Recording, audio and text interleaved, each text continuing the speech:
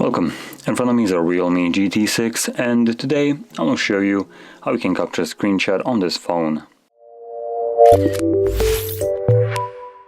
So to get started, you will want to open up content that you wish to capture. I'll be using home screen as an example for this, so it's already open and visible on my screen.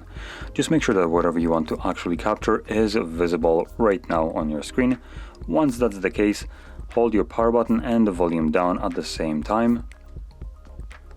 Oops, try that again. There we go. You'll have this along with the pop-up, letting you also choose a scrollable screenshot and share the captured screenshot. Now it does disappear after a moment, so once it does so, you can find your screenshot in your Photos application. By default, you'd probably be located in the Photos tab right here, which you can find your screenshot here, but obviously you've been using this device for some time and the screenshot you're looking for has been captured some time ago. It will be somewhere down the list, a bit harder to find.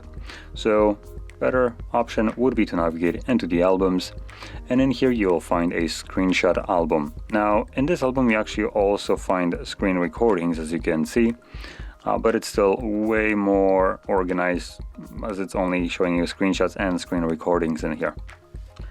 And here is the screenshot that I have captured just a moment ago.